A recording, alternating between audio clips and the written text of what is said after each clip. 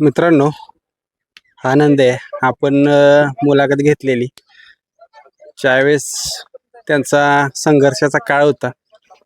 आता कायम गुलालात आहे. बघूया काय काय गोष्टी जाणवल्या, कारण संघर्षाचा काळ संपलेला आणि तिथून गुलाल, आता कंटिन्यू गुलाल. आता संघर्षाचा आपण मुलाखत घेतल्यापासून काळ संपला आणि पुन्हा एकदा नव्यानं जोमानं पळायला लागला तो आणि कायम आता गुलाल देतो आणि अशा ढाली घरामध्ये लावायला भेटतात. काय आहे, बैल हा आता मध्यंतरी आजारी होता थोडा. म्हणजे आज बैल 1 ते 1.5 महिन्यानंतर बाहेर काढला बैल. आज बाहेर काढल्यानंतर बैलाचा पहिलाच गुलाल आहे. आणि ह्याच्या अधिकारी एक आमच्या इथं कोळ्याचं मैदान होतं, नामांकित मैदान होतं. आणि बैलगाडी क्षेत्रातला देव हा बाकासूर देव जो म्हणतात, त्या देवावर आम्ही पळलेलो. पण तेव्हा काय होतं, बैल थोडा आजारी होता आणि ते आम्हाला जरा कळलं नव्हतं. म्हणजे बैल वरनं फ्रेश वाटत होता, पण आज जरा आजारी असल्यामुळे ते कळलं नाही. मग त्या बैलावर पळताना जी कमेंट करणारे असतात ना, तिने ट्रोल केला की बैल असाच पळतोय तसाच पळतोय, असे वायदे घेते तसे घेते. पण तो तर बैलगाडी क्षेत्रातला देव आहे आणि तिने काही वायदे आमच्या कुठनं घेतले नव्हते. त्यांचे संबंध चांगले आहेत आमचे त्यांचे. मग त्यावेळी बैलाला गाडीने थोडा मार खाल्ला सीमीला, पण बैल आजारी असल्यामुळे ते हे झालं नाही. पण जे कमेंट करतात ना, त्यांनी कमेंट करताना जरा विचार करावा. एखादे स्वतः एक नंदी घ्या, पळवा, त्याला पळवल्यानंतर न एखाद्या मैदानाला काय कष्ट घ्यायला लागते, बैल गुलाला नेताना काय करावे लागते हे बैल घेतल्यानंतर न कळते. नाहीतर उगाच उठायचं सुटायचं, घ्यायचा मोबाईल, आपली करायची कमेंट, यो बैल असाच पळला पैशासाठी बैल पळवत असं. अरे घ्या ना स्वतः एक बैल आणि पळवा ना, मग तुम्हाला कळेल की बैल पळताना किती कष्ट लागतात. नुसता गुलाल होण्यासाठी किती याप लागतं. 1 नंबर तर लय लांब आहे, पण गुलाला जाण्यासाठी किती याप करावं लागतं. हे जेव्हा बैल एखादा घेता ना दावणीला जेव्हा सांभाळता, तेव्हा कळतं काय असतं ते. मित्रांनो बघा, त्यांनी 1 लाखातला शब्द बोललाय की ज्यावेळेस आपण बैल घेतो आणि नाद करतो आणि त्या गुलालासाठी संघर्ष करतो, त्यावेळेस त्या मालकालाच माहित असतं की त्यावेळेस काय काय गोष्टी त्याने केलेल्या आहेत. घरात बसून जे कमेंट्स करतात त्यांना या गोष्टीचा काय अनुभव नसतो, काय माहित नसतं एक बैलगाडा मालक काय करत असतो. आता तो झाला कमेंट्सचा, किंवा असे असतातच, कारण अशी लोक आहेत, त्यामुळेच कदाचित नाव पण होत असतं. त्याच्याकडे वळूया. आता पुन्हा एकदा हा असा गुलालात राहिला आणि आज पुन्हा एकदा त्याने दाखवलं की मी गुलाल करणार आहे आणि मालकासाठी पळणार आहे. आज 1 महिन्यानंतर बैल बाहेर काढला. आमचं 2-3 दिवसापूर्वी बैलाला एक फेरा काढला, नियोजन झालं आमचं. मागच्या मुलाखतीत तुम्ही पण आलेला, तेव्हा मुलाखत औंढीच्या मैदानात दिलेली. तोच खोंडन तोच पहिरा आज पळलो आम्ही. 1-1.5 महिन्यानंतर त्यांचा फोन येत होता आम्हाला, पळूया म्हणून. आम्ही म्हटलं बैल जरा आजार आहे आमचा, बैल जरा सळला होते, मग पळूया. बैल सळला झाल्यानंतर ते म्हणले आता झालाय बैल सळला. मग विंगाच्या मैदानचं नियोजन आमच्या शेठ जितू शेठ आहेत त्यांनी नियोजन लावलं विंगाच्या मैदानचं.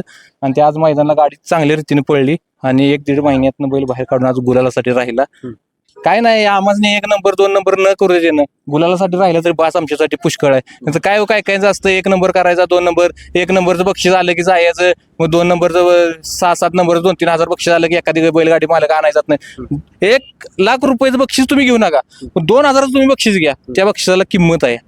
1 लाख रुपये 2 लाख कुणीही गेलो, पण 1-2 नंबर 7-8 नंबर होतो, 7-8 10,000 5,000 असं बक्षीस ते घ्या ना, मानानं. गुलाल आहे तो. गुलाल करताना किती संघर्ष होतो तुमच्यासाठी. मित्रांनो बघा, खरं आहे त्यांचं 1 नंबर कोणीही बक्षीस उभं राहत असतं, पण जो मानाचा म्हणतात का ना गुलाल, आणि गुलालाचं 6-7-8 नंबरचं बक्षीस, आणि आज त्यांना अभिमान आहे की बैलानं नंबर कितीही करू द्या, पण तो 3 फेरे मालकासाठी पळालाय आणि त्यानं जी करायची ती करून दाखवले. मालकाच्या कपाळी 2 बोट गुलाल लावलाय आणि त्यांचे सहकार्य ढाल घेऊन आज उभे राहिलेले आहेत.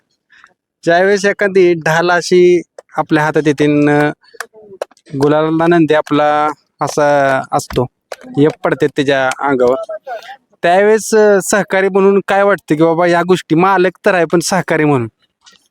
सहकार्य म्हणजे त्यांनी भरपूर आम्हाला आता काय काय दिलेले बऱ्याच गोष्टी त्या नंदीने. पण लोकांनी फक्त आता एक कोळ्याच्या मैदानानंतर आम्हाला एवढं कमी लेखलं की ते सांगू शकत नाही का, कमेंट करून हे करून. त्यासाठी आम्ही 1-2 जणांना पायऱ्यासाठी पण फोन केला. त्यांनी आमची कमेंटवरून आमची तुलना केली. त्यांनी आता त्यांना आमचं नंदी दाखवून देईन काय असेल ते, बाकी काय आम्हाला बोलायचं नाही का त्याबद्दल.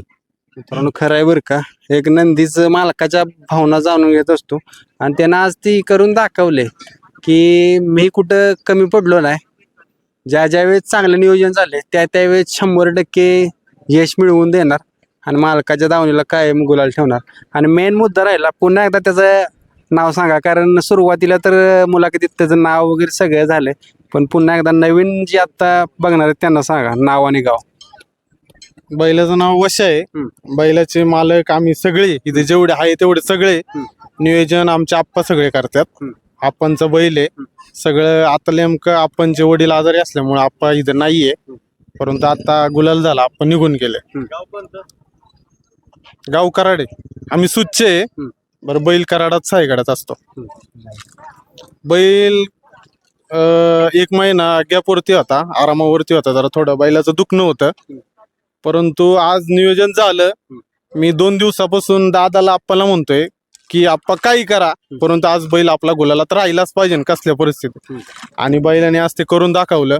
आज गुलालात कडनी पळून तो सेमी काढली आज त्याने. म्हणजे जिथं जिथं मालकांच्या अपेक्षा, आजपर्यंत आम्हाला कधीच नाराज नाही केलं त्याने. जिथं अपेक्षा आहे ना तिथं बैल काय नाही तरी करणार, म्हणजे करणार, 100% करणार. तेवढं त्याच्यावरती खूप विश्वास आहे.